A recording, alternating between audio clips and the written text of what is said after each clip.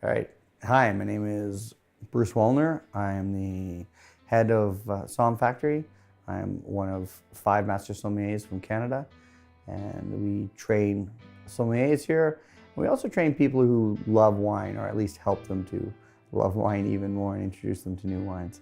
I'd like to talk to you about some wines that right now I'm drinking a lot of and I'm loving. First, I have to tell you that I love Syrah. I think Syrah is probably capable of making the world's greatest wines.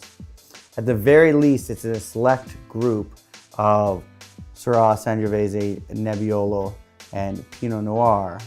So a select group of 4 red grapes, or grapes used to produce red wine, that can make profound, soul-touching, life-changing wines. Right? It's a super small group. Outside of that, you have trouble getting really wines that will make you weep from, say, Cabernet Sauvignon, which might surprise people because Cabernet Sauvignon is sort of thought of as the premium grape, the prestige grape. But I don't know if Cabernet Sauvignon is actually able to make transcendent wines, beautiful wines.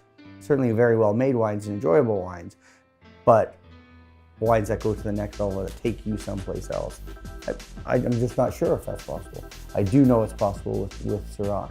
And for me, probably the most exciting area in the world for Syrah right now, well, I have a couple choices.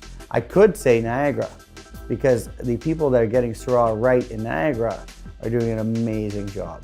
And those wines give you that meatiness and that peppery and that sort of savoriness that you get from a cooler climate Syrah. The place in the world that does it very dependably, well, is Northern Rhone. That's sort of our reference point for great Syrahs. But Hawke's Bay in New Zealand is doing a remarkable job. I would go as far to say that if you were to see a Hawke's Bay Syrah on the shelf, go ahead and grab it. And if that Hawke's Bay costs about 30 bucks, grab a couple of them, because your chances are very good that that wine's going to be outstanding. I think this comes in at about $35, in that range. It's from Craigie Range. They're guys that set up in New Zealand with a lot of ambition, and then also the resources to carry out that ambition. And they go with all single vineyard expressions. And it's funny because Hawke's Bay kind of became known as an area for Merlot and Cabernet Sauvignon. In fact, the guy who makes this wine thinks that's the best place in the world for Merlot. Or he did last time I talked to him, which, to be fair, was about 12 years ago. I like the Merlot from Hawke's Bay, but I love the Syrah.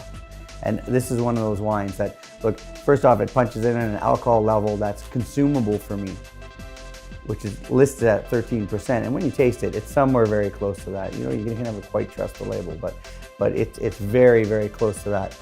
So it's very drinkable. If you can't drink wine with the meal, then wine's missing half the purpose. Right? So a high alcohol wine for me can be delicious, but as we get to excessive alcohols, so we get to 16%, that's not helpful for me on the table anymore. But 13% is just about the perfect zone.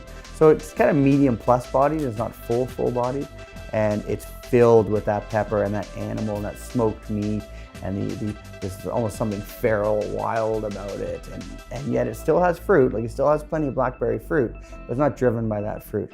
And the oak expression on here is minimal, right? So oak doesn't get in the way of the wine at all. I probably drink a bottle of this once every 2 days, but unfortunately I'm running out of it now, which is kind of a shame.